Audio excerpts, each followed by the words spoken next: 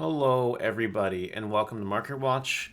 It is time to discuss the Lorcana trading card game market, and I am excited to show you guys some really cool things happening in the market. Things that I find cool anyway, which I'm sure means that some of you will also find them cool. So let me know what you guys think, if you find this cool or not, in the comment section below, and we will get started here. And of course, please like and subscribe. First type of booster boxes are still going up. They're at $300 now consistently, but you're seeing people sell them for more. You are seeing that. So they're in the 300-ish range right now and going up. Rise of the Floodborn boxes have officially hit MSRP, $145. They're there. We are in MSRP land officially. It brings up a very interesting point that you can find these boxes at LGSs for retail right now. I know that an hour away from me, there are boxes that you can buy at the retail price. So, not under retail anymore, but retail. And now we enter a very interesting moment in our lives when competitive play is starting. And people will need singles from set 2. Have you read Beast Tragic Hero? Have you read that card? You might want that for your decks, as well as other cards. So people are going to be tempted to open more product to try to sell some cards.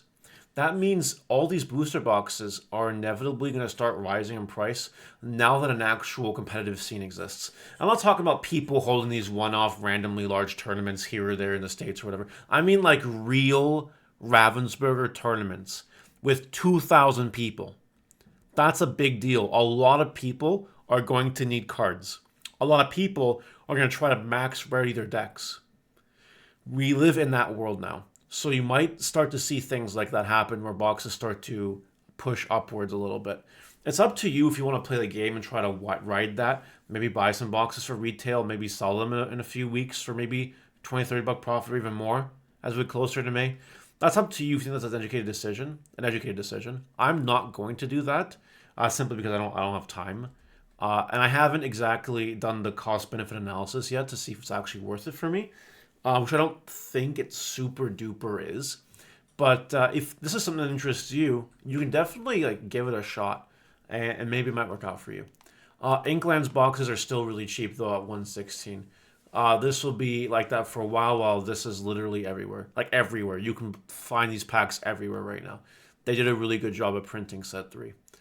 Alright, Enchanted Rares. We gotta cover a whole new round of these because it's going crazy. They're just on the up. If you got them, just sell them or even hold them. Maybe they even go up more. Like Bell is exploding right now in price. Most of the first set chapter ones are exploding in price right now, as you can see. They're just going nuts here. Things from the third set like Ursula and Chernobog, for example, they haven't really moved much, and they probably won't move much right now. So that's okay. There's still time to get these cheap. And then things even like in the second set, now that again it's being harder to find boxes, you're starting to see the rise in set 2 Enchanted Rares. Cinderella is the most notable example because it's always the most expensive one. Now you can literally double your money if you bought them at 350, which is crazy. And then Alice is another example of a set 2 Enchanted Rare going up. A lot of them are going up right now. So you might want to try to get them before it's too late, or just hold on to them and sell them for high a little bit later. It's up to you. All right, Tragic Hero Beast. Where are we at? Well, we're going to have you play for 42, a near mid for 45, a light play for 50, and then we're in the 58s. Oh, man, this card is just going up and up and up and up every time I look at it. You can test your luck with these ones if you want. Try to get some in the market, Facebook, for cheap, because you might be able to do that. You could realistically snag light plays for cheap. You could do that. But yeah, you can see people are actually paying money. People are actually paying money for near mint copies of this $6 per. People are doing it. People are spending even more for the foils. It's just, this is where we are right now. And as long as this set remains top heavy on the beast with a lot of rares and whatevers, supers kind of worth something, which we'll talk about a little bit soon. People are going to be cracking the set open a little more now. I think that's the main takeaway from today's Market Watch. Maleficent's $40. Second most expensive in the game right now, I'd say tied with Robin Hood here. But if you look at the most recent sales, it looks like Robinhood is actually clutching up a little bit faster than Maleficent is. Sort of. They're like going the same. It's fine, not a big deal. They're expensive. They're okay. They're good cards. Rapunzel's even going up in price again. It was at 30. Now it's up to 36 consistently. A lot of listings to go through still, but this card draws 3 cards. It's a very good card. It's a very powerful card. I've been saying it for a while. Ursula is right behind Rapunzel here at the $31 range. But again, by the end of the first page, it's $34. There's a lot of these going around right now. But again, how excited are people going to get for Ursula, especially with the set 4 hype? You know, there's some stuff there. There is some stuff there. If you know, you know. A whole new world. Still the most expensive super rare in the game at $15 plus. I'd love to hear Ravensburger make an announcement as to whether or not they're going to implement a ban list or not, because this card has to go.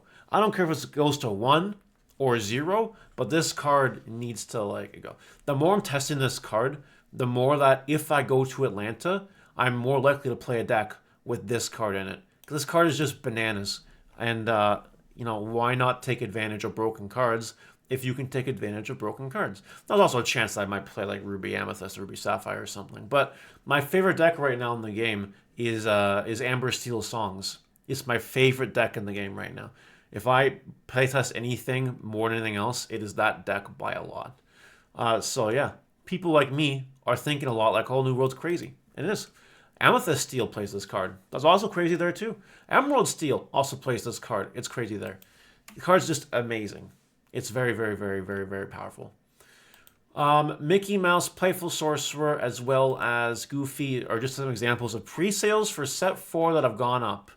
As you can see here, Ursula's Return is here. You can buy your sealed for pre-sale, which I don't recommend doing because they're all higher than it should be. And you have a lot of singles here, like $3 uncommons, $3 commons. Like, do not buy the pre-sales. Don't spend $25 on an Ariel Sonic Warrior. Don't spend $24 on the Mirabelle Madrigal. Don't spend 50 on Yin Sid. Don't do that, okay? Don't buy the pre-sales. Don't be that guy, please. Please don't do it. And if you know people that are thinking about buying the pre-sales, don't.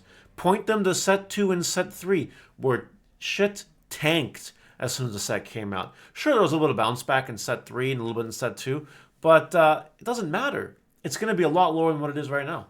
So that's fine. Maui's down a little bit. It was up to a lot of money, like as you can see here, $15 basically. Now we're down to 12 in shipping. It is dropping. People, I guess, are a little less excited about Maui. Whatever, okay. Be Prepared is right behind it, though, going up. I definitely see a world where this card does overtake Maui again, because this is a staple no matter what. I mean, Maui can be argued the same in Ruby. That's fine. They're both Ruby staples. But, I'd value the board clear a lot more in Maui. That's just me personally, the way I play the game. Tinkerbell here's $11. Stabilizing at $11. Card is still really good. So there's still demand for it on the market. Then we have Elsa. Look how cheap Elsa is now. Holy moly. This was like $20 not too long ago. And now it's under $10. How the mighty fall, huh? Strength of Raging Fire. Rares are starting to bounce back up in price, especially set 2 rares. Things like Strength of Raging Fire, for instance. I didn't bring it up, but Rare Mana Mim also up. I didn't bring up a lot of rares, but rares are increasing in value in set 2. So maybe keep an eye on your rares and see what they're going for right now. Ariel Super Rare, where shipping is over $5 and sneaking upwards. I expect this to keep rising as we get closer to set 4, because Steel Amber Songs gets a big buff in set 4. And we don't even know most of the cards, and we know it gets a big buff. That's how big the buff is. And then lastly here, Tamatoa. Wow, huh? Remember when this card was nothing? I remember on one Market Watch ever, literally one ever, maybe 2, I said, Tamatoa has item synergy. Items will be printed in the game. Tamatoa will eventually go up in price. Maybe invest in it if you can. So if you listen to me at that random obscure suggestion, you are now in a good place, because you can now sell your Tamatoas for 5s each. I have a stack of Tamatoas that I'm going to be moving now that they're 5 each. Because I have a stack. I just bought, buy collections, look for them, buy them for cheap, bought them for under $1. Like, it's crazy stuff. Yeah, listen to me, and you will be in good hands. I have a very high conversion rate. It's like I do this for a living or something. It's crazy. Anyway, that's it for today, guys. Let me know what you think in the comment section below, and I'll see you next time.